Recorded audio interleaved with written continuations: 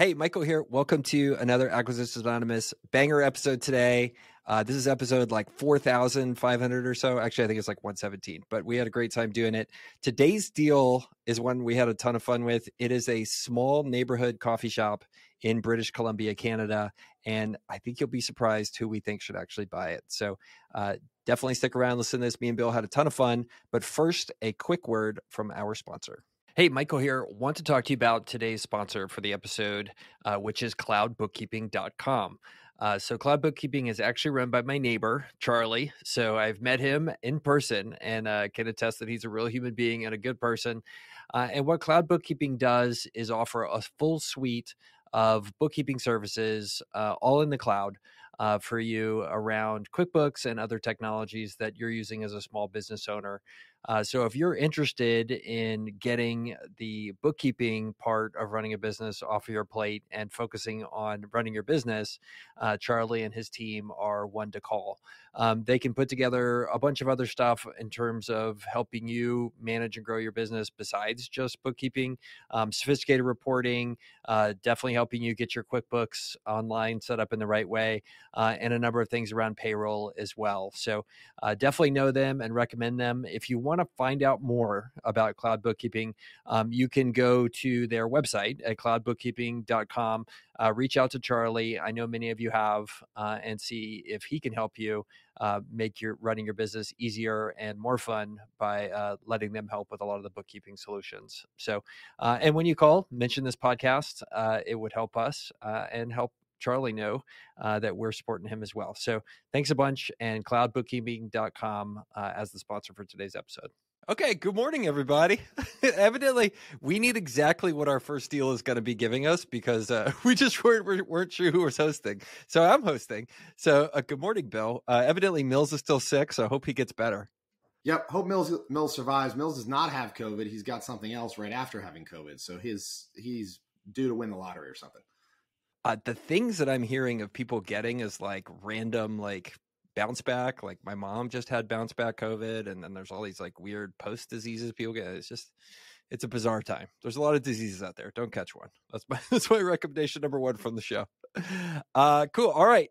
So I am reading deal number one. Okay. So the name of this deal that we're going to review today is called Profitable and Delightful Coffee Shop, located in BC, Canada. So British Columbia, Canada. And it's from dealbuilder.co, which is one of the aggregation sites for small businesses for sale. So they have a coffee shop for sale. By the numbers, this looks like a pretty typical coffee shop. $479,000 a year in revenue, $127,000 in seller discretionary earnings, and $72,000 in EBITDA. So that means these are all Canadian dollars. So I think we have to discount them by 25% to US dollars. But so that means US dollar wise, take 25% off everything. But for the sake of this discussion, I think we can leave it as US dollars. So here's the description. They say this coffee shop is coffee shops are not created equal. The formula is simple enough, serves tasty treats and light meals to go along with outstanding coffee. Yet so many try and so few succeed in getting that formula right. How do you know when it's right? It's right when your business keeps growing and growing month over month and year over year. As an aside, we can tell when business brokers are kind of phoning it in, and then we can tell when business brokers are like, let's go. Like, I really want to I'm putting some emotion into this thing. And clearly this business broker's listing has done that. That's what it is with this wonderful coffee shop. The owners have put together a formula that's doing what it should. It keeps people coming back again and again. It keeps those people telling their friends. And then the new folks start that process all over again. I feel like this needs more emojis. this listing. Yeah. So coffee awesome. Emojis. Quality coffee shops. I'm going to skip a little bit. Quality coffee shop opportunities like this don't come around very often. Inquire today to make sure you do not miss out, Bill. So it was established in 2013, one full-time employee, one part-time employee. It is a leased property.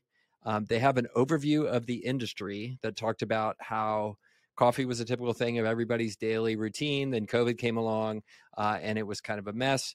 71% of Canadian adults drink coffee on a daily basis, and the average Canadian coffee drinker consumes an average of 2.7 cups of coffee per day from the latest data available. The industry has benefited from greater consumer spending on breakfast over most of the past 5 years. The breakfast segment has been a bright spot in an otherwise slow-growing food service sector among the period, and yada, yada, yada. And operators like this have added a greater variety of food items to their menu, such as breakfast sandwiches and fruit and granola cups. Customer concentration, lots of locals and university services, and marketing has been heavily through word of mouth and reputation to bring people in. And they don't do much marketing at all. 4.9 star rating on Google and Facebook with over 400 reviews. There is some growth potential they list here, paid advertisement at event nights to attract a later crowd with a liquor license, and so on. And it's conveniently located in a highly trafficked Greater Victoria community. The cafe has watched as the neighborhood has grown from a new 500-unit living space across the street, new schools, and countless other businesses, while they have remained a staple within the area. It is one of the busiest parts of Greater Victoria, just minutes from the beach, and 50% of the space is for seating areas, 50% for kitchen prep and washrooms, and you can fit 30 people in there. The facility is 1,326 square feet of lease space in a busy building. They currently pay $37 per month on a 10-year term, which expires October 25, and there is no renewal in agreement in place at this time. So basically, that is something to worry about because right now it is August 2022. So that basically gives them a little over 3 years left on the lease here. Well, this is like one of the most complete sims we've ever seen. I'm pretty impressed. This business broker is really good. You see actual financials here. Very steady Eddie in terms of total revenue, averaging about $470,000 a year over the last 4 years. COGS is about $170,000 per year over the last 3 years. Gross profit, very steady, kind of in that 320-ish. And then net income somewhere in the $50,000 to $70,000 per range.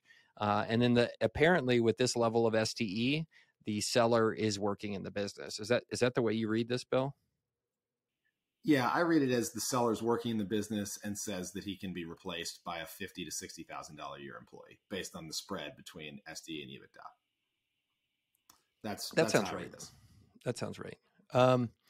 They are asking 2 times SDE. So if SDE is about 125, they're asking 250,000. I didn't see an actual listing price. Oh, 255,000 up here at the top. They want 255,000 for this business. And I assume this comes with equipment and kind of all this stuff. It's a turnkey sale. So maybe we can assume that, but I don't know if they really talked about that. Okay. This broker goes from A+ to A, or maybe A- for missing that. So what do you think? This is a traditional walk-in coffee shop in British Columbia, middle of nowhere. Bill, do you have your checkbook out or do you have both checkbooks out? What's going on here? I have no checkbooks out because this is a trap. This is a trap. This is a trap. So this, like on the surface, right? This is almost as good as it could get, I think, for a coffee shop. The short-term lease definitely scares me, right? With 3 years left, like that rent is going up for sure, especially if the location is as good as this broker makes it sound like. But this violates my number one rule of investing in business, especially in small business, which is that restaurants and anything related to restaurants are a rich man's trap. All kinds of rich people think you want to own a restaurant, you think you want to own a bar, you think you want to own a coffee shop, because you imagine how cool it would be to walk in and everyone kind of welcomes you into your own coffee shop, and you get the best table and it's all great. Except the problem is, especially with this one, you don't want to own the place, you just want to be the best customer. Just go in there, tip well, it's the same as owning the place. Because the problem with this is this business makes, SDE of $100,000 a year-ish, right? And the amount of headache that this is going to create for you is terrible. Your manager is going to quit, and before you know it, you are pulling espresso shots.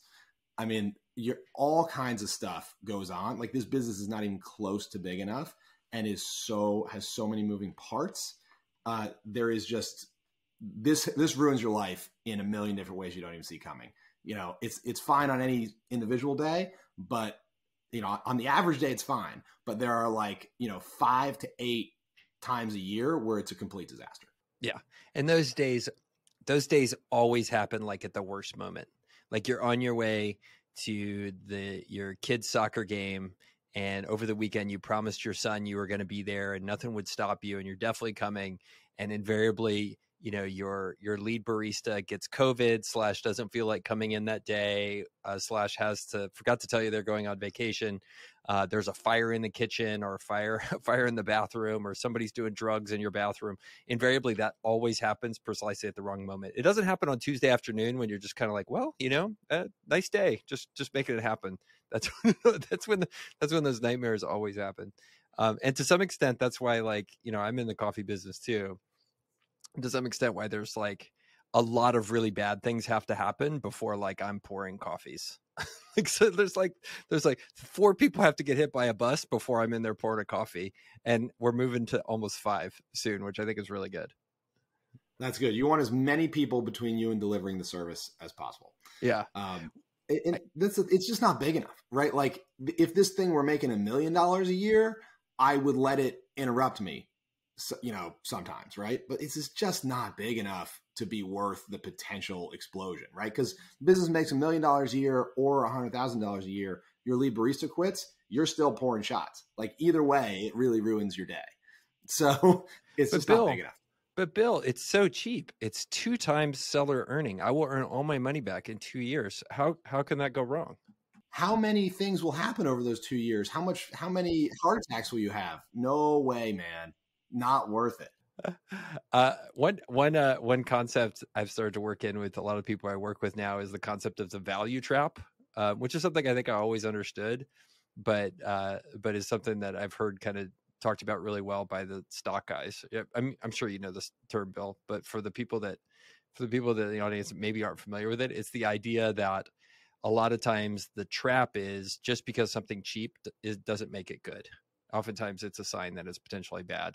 And this is consistent with being a total value trap where you're like, well, I get all my money back in 2 years, but man, like what a deal. What a deal. What a deal. So you get all your money back in 2 years, then you make 1 year of profit and then your lease expires, by the way. So, well, I mean, like that's how this thing goes, right? You sign up, you've got like 1 year of kind of total hell while you learn it, right? And you build relationships with all the employees, you figure out what the heck's going on. You're probably pouring shots just anyway, right? To get your arms around the business. And then by year 2, hopefully you got a good manager in place. Everything's fine. You still live year 2 with, the 5 to 8 blowups or so. But everything's mostly on track. Okay, I got all my money back. Maybe I paid down my loan. Year 3, also, okay, I've made $100,000. Boom, landlord says you're out, or your rent is triple, or whatever. Yeah. So I think one of the things I do want to point out about this, and it points out something really important when you're going to look at a new business, is going to find like relative comparables of how well something like this should be performed. And I will tell you that as I look at this coffee shop is underperforming. So they have, I did the math. They have COGS here. That's 178,000 on 479,000 in revenue in 2021. That puts them just shy of 40% cost of goods sold. That's extremely high. That should be probably 28 to 32. So they're losing another 5 to 10% of margin there. And then when you look at this secondarily, you kind of look at how that ties into what the EBITDA is on this business.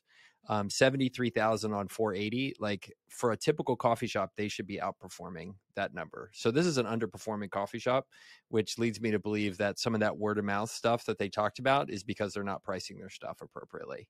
I would be curious what happens when you start to run this with actual correct coffee shop margins, as opposed to what looks like hey, we're going to be everybody's kumbaya buddy and charge all these college students 20% less than market. Yeah, of course you have word of mouth, right? You're giving the product away and you're basically working on behalf of the customers and not the owners anymore.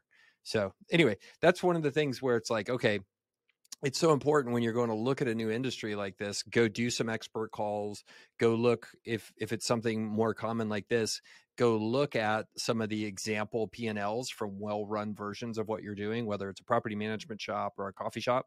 Like, how do you go find that kind of baseline and then see how you're performing compared to the benchmarks? So anyway, I have more rants about that benchmark stuff, but then that also tells you when the broker gives you this thing that wildly outperforms market norms and you're just a commodity business, then that's a bullshit projection. You're never going to hit it because invariably you might slightly outperform the market norms, but you're never going to beat them by 2 or 3x, which is what a lot of brokers tell you're going to do just because they're brokers and that's how they operate. I love that. So how do you think about that? Because on one hand you said, okay, the flow through of this business is not optimized. So there's probably an opportunity to raise price and probably improve EBITDA, right? But on the other hand, if you do that, you risk potentially severely impacting your demand. Totally. Right. as you said, like the business model may not sustain it. So when you see a business, a P&L like this that is clearly not optimized, feels like some investors would say, great opportunity to optimize, right? By raising price or by taking out cost out of the value chain or whatever. Whereas some would just say, broken business, I'll just find a better one. Which are you?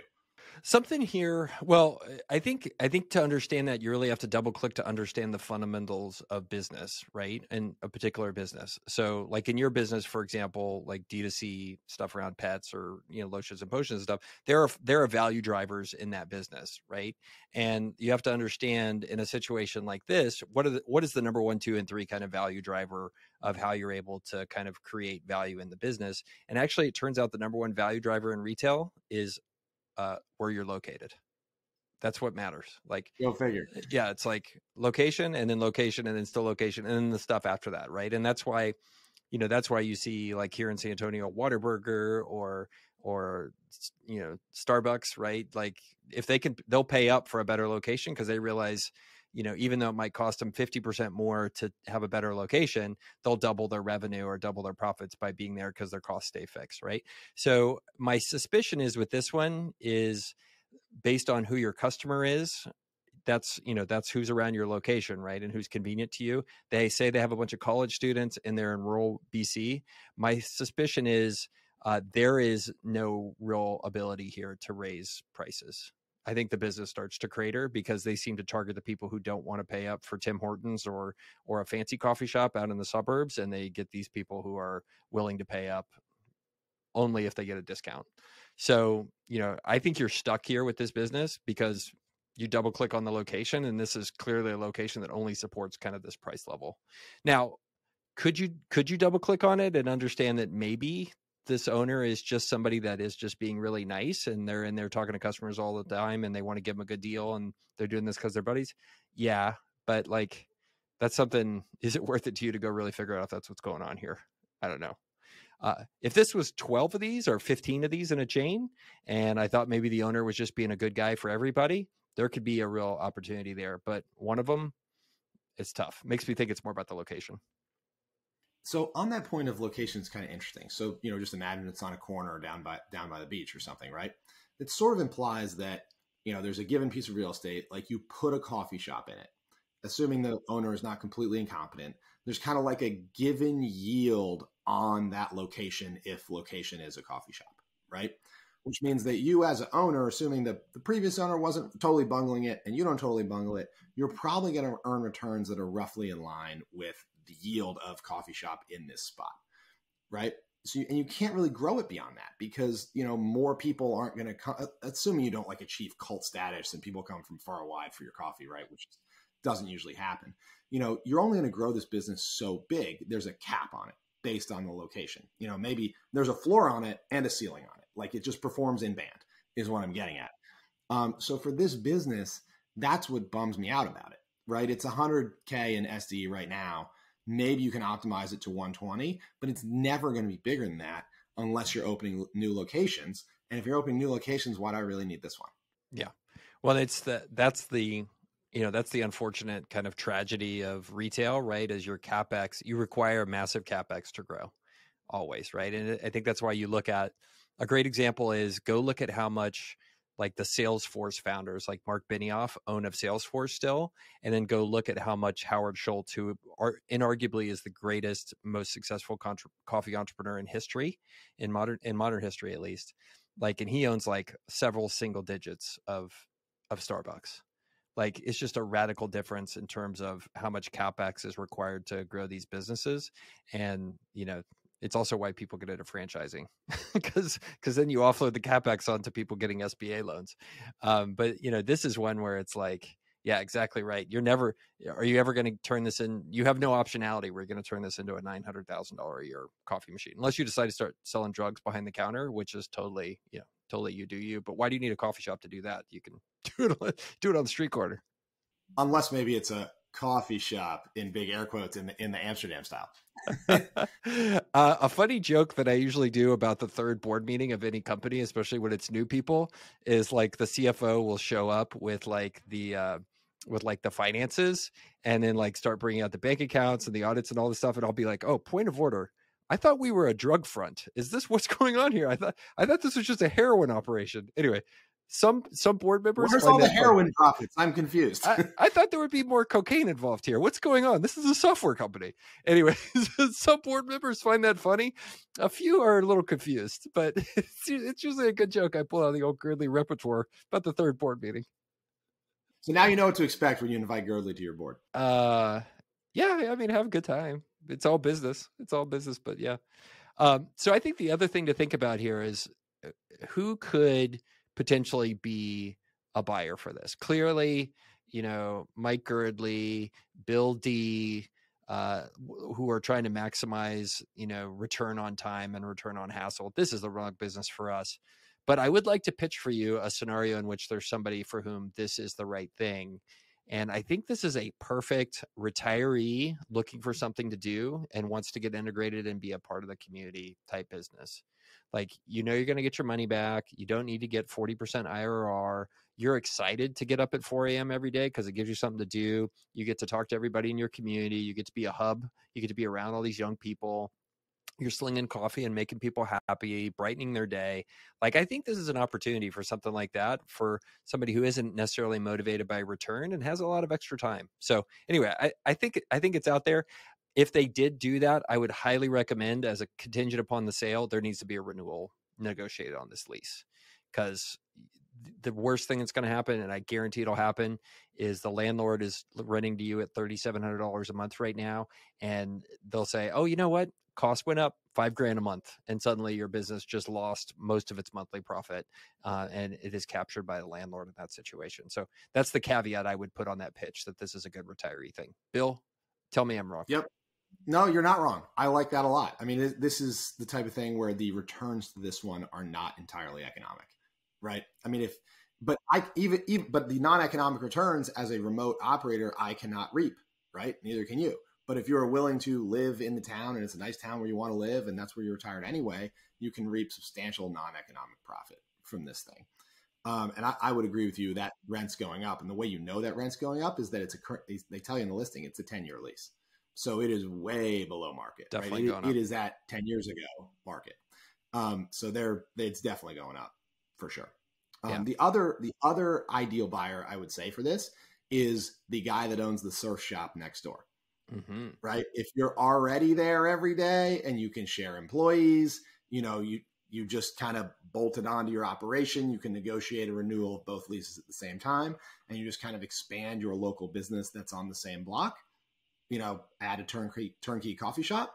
That could be cool. There you go. Let's see. Anything else about this? The normalization. So I guess we think these normalizations are all just the add back of what the owner has taken themselves from the deal, paying themselves $58,000. Yeah, we don't have detail, but we got to assume that that's just replace me with a manager is probably what that is. Which incidentally is in a lot of these things, and they always underprice the manager. You, the owner, are doing a way better job that running the whole thing than the $50,000 or $60,000 a year title inflated general manager you're going to put in that space. If you want to be hands off, that GM/player coach, you're looking in the US probably 70 to 75 to US dollars to make that work. At least salaries are low in San Antonio. I live in San Antonio, yo. It's just we're just the northernmost city in Mexico. That's basically the way this works. Was that in pesos? No, it's US dollars. Look, I have market data. This is real. All right. Actually, I believe you on this topic. Yeah, I mean, to some extent, it also depends on what kind of person you want to get and how much you're willing to get your hands dirty as the owner. But if you want to be a hands-off GM or a hands-off owner with a GM, it's at least, it's kind of in that range for sure. You want the guy that actually will stand between you and pouring espresso shots. It's more expensive than that. I mean, I think for 75, you can get somebody that can get really good at serving the drinks, knows all the recipes. Maybe you can do a basic level of translating recipes into a set of standard operating procedures. They can build an employee handbook. They can recruit teams. They can do schedule. They can run payroll. they will probably have trouble with some of the bookkeeping and higher level function, and you will need to come in and help with kind of strategy and optimizations once in a while. Like, you know, how do we time, throughput, right? Or how do we optimize this particular expense, like milk, right? And something like this, you'd be surprised. You think coffee will be like by and large your biggest expense. Milk tends to be very close to it. Like you go through a lot of milk in these situations, which is fascinating to me in the coffee business. But yeah, I think for 75 you're getting that, but you're still doing some work, like as an absentee owner. Like you're probably running QuickBooks yourself, and hey, why does the bank account not jive with the cash that showed up in the bank? You're going to be dealing with that kind of stuff for that type of GM. And then you figure out, oh crap, the barista is skimming, and you just ruin your vacation, right? Because you have to fire the barista, and now you're pouring shots. Yeah, definitely true. Yeah, I mean that's the other part of this. Like, there's very little to stop a good guy barista from robbing you. And you got to have cameras, and then you got to take your own time to watch the cameras, and you got to do traffic count and then compare that. I mean, that's your GM can probably do that, but it's still, you're going to be doing some work. You're going to be earning your money here. Less and less. I mean, you see like all these places that are like, no cash, we don't do it. And that's a big reason. You can't, if you're swiping a credit card, it's hard to skim off the top. So funny story for you. I watched the coolest scam, and actually Mirko, who is our editor, and is listening in and producing this, is an Argentinian, and it was actually done by a bunch of Argentinians. So it was a bunch of Argentinians working at the Park City ski resort last year, and they were not happy to be there. They were just not happy. Like Park City Vail Corporation was clearly shitting on them. And so the scam they were running was literally, if you walked up and you tried to pay with cash, Vail Corporation had said, we're not taking cash. We're going cashless in this situation. And so what the Argentinians would do would say, okay, oh, that's fine. Just put the money in the tip jar. Put your cash in the tip jar. And then they would just wave you through. Oh, all right. Yeah. You got to be careful. Bad. You got to be careful about those Argentinians, Mirko. Wait, is this whole podcast a scam? It's a drug. Michael, have you actually seen any of that sponsorship money? I actually haven't seen it in my account this month. This is a drug front, actually. Yeah, we're part of the Colombian connection. So that was interesting to me, Bill. So what would you do in that situation? Like, the ski resort situation? Yeah, like you're a skier, and I saw it happen. I was like, what do I do here? I mean, there's like a whole branch of like, operations and accounting. They call it separation of duties, right? Like the guy taking the money cannot be the guy checking the tickets, right? Like there's got to be like, it prints you this barcode and you need the barcode to go through. And if it gets overridden, you got to track the number of overrides. Oh, geez, what a nightmare. Yeah. So the system they had at Vail or at Park City was totally susceptible to this. So they had Argentinians behind the counter handing out food, totally no counting, no tickets, no ordering done there. So they hand you the food cafeteria style, then you walk up and then you check out and you pay. So there is no accounting beyond food wastage or whatever. There was no accounting from when that food got handed out behind the counter to me walking out the front door. So management had no idea and had set up a system where they would have no idea. Yeah. So, Mike, you're saying Michael looks like a patsy, is what you're saying? So wait. Okay. So just so the listeners know, this clearly means that these Argentinians thought I looked like somebody who would go along with a scam. That's it. I mean, yeah. I mean, you might as well be touching your face right now. I mean, or wearing a hat. Do I have a hat here? Oh man. On that note, yeah, this is a tough one, but I think good one to explore, and also totally explains why it's 2 times SDE. Just, it is what it is, because you got to find a very unique buyer that wants to do this. A lot of times, and I think it comes back to your point, a lot of times deals like this get 95% seller financed with earnouts. I would be willing to bet that's where this goes. And it's either that or the owner just runs it into the ground and then, goes and sells their equipment on a used basis and maybe gets some of their money back. downside of this type model. Now, the other thing we haven't even talked about that sucks about this model is your customers come in, spend $2 or $3, use your Wi-Fi all day, and occupy your real estate and filthy your bathroom. So that is the one thing that the one corner, as you and I were talking about, that I like the quick service drive-through aspect, the Chick-fil-A, Dutch Brothers, Red Runner Coffee, our business model, because at least I know that I'm going to have 350 square feet to work with or 500 square feet to work with, and ain't nobody going to be plopping their butt down using my Wi-Fi all day for $2. Not going to happen. Yep. Well, not only that, I mean, you can see almost every fast food chain operator has figured this out, because during COVID, they all had to shut their dining rooms, right, for COVID reasons, and it was drive-through only. What percentage of dining rooms has reopened? Like, they're all still closed, right? Like, the whole world is back open post-COVID, and all the quick service dining rooms are still closed. When it's made our thesis for our business, you know, we're at 3 locations going on 6. It's made our thesis very difficult because we didn't anticipate that. We anticipated the coffee thing to happen, which drive-through only, like those people have come in and kind of what I expected, but we didn't expect like Wendy's, Chick-fil-A, Starbucks, everybody to go to drive-through only, small format type stores. And so the price on those has gone from a discount to a premium, at least here around San Antonio. So it's made our real estate acquisition stuff an interesting and fun challenge, to say the least. I guess all the Red Runners are going to be in fireworks store parking lots. Man, that's hard too. That's hard too for other reasons, but not good topic for the episode. So, all right, well, good. If you are a retiree, small business aspirant looking for a job where you get to wake up at 4 a.m. every day, 360 days a year, and you want to own a coffee shop in BC next to a university, we've got a deal for you. Otherwise, it's time to just look for the next one. So, hope you guys enjoyed this one. Thanks for listening in.